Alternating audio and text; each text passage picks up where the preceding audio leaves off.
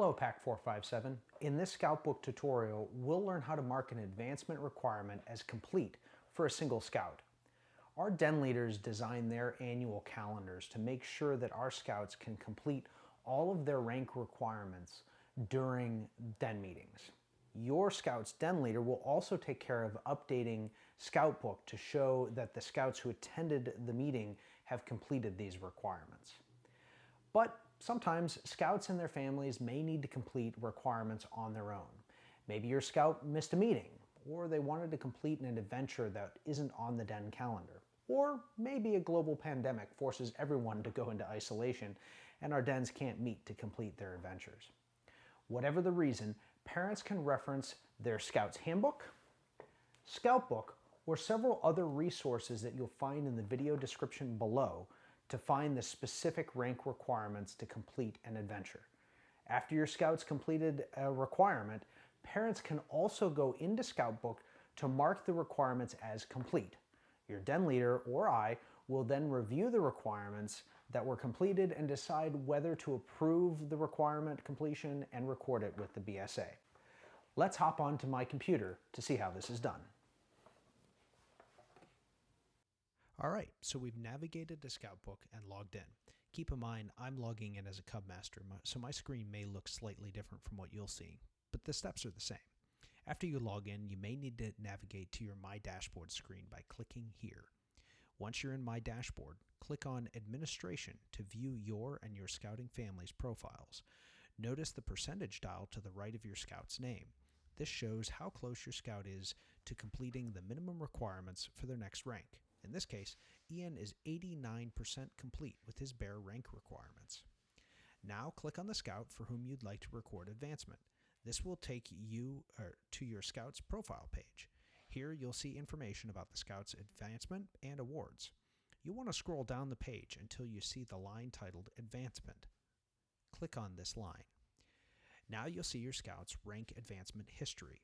Ranks with incomplete requirements are shown by an empty checkbox outlined in green. The last rank in this list is the rank your scout is working towards this year, unless you see that your scout hasn't completed their Bobcat rank.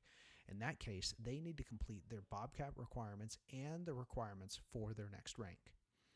In this case, Ian is working towards his bear rank, so I'll click on that. Now you'll see a screen that shows all of the requirements that need to be completed for your scout's next rank. Any adventures under the first requirements are required to be completed to earn the rank. Each rank also includes a requirement to complete one or more elective adventures of your choosing. The first elective adventure you complete at this rank will appear here automatically once you've begun to work on it.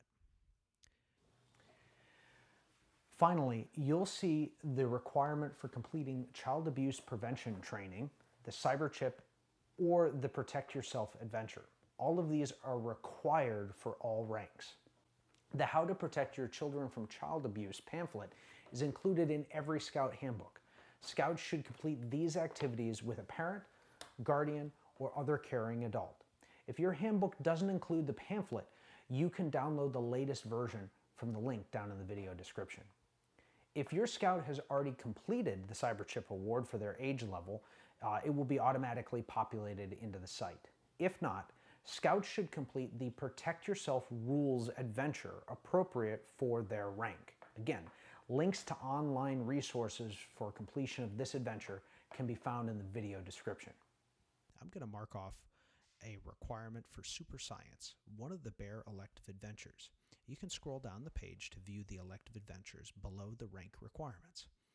Once you've located an adventure you'd like to complete, whether it's a required or elective adventure, click on it to view the requirements. Now you can mark the whole adventure as complete by clicking on the blank checkbox or next to % complete, or click the empty checkbox next to an individual requirement to mark it off. I do want to point out the legend at the bottom of this page. This shows you what the different checkboxes mean. When you're complete, the green checkbox should show up next to the adventure or the requirement. That checkbox will change blue once it has been approved by a leader, and yellow once your scout has received their adventure belt loop or pin at the next in-person pack meeting. So I'm going to show that Ian completed this first requirement here. As I said before, I'll go ahead and click the checkbox next to the requirement. That takes us to the completion page. Note that you will not see the leader approved recorded unless you are a registered leader in the pack.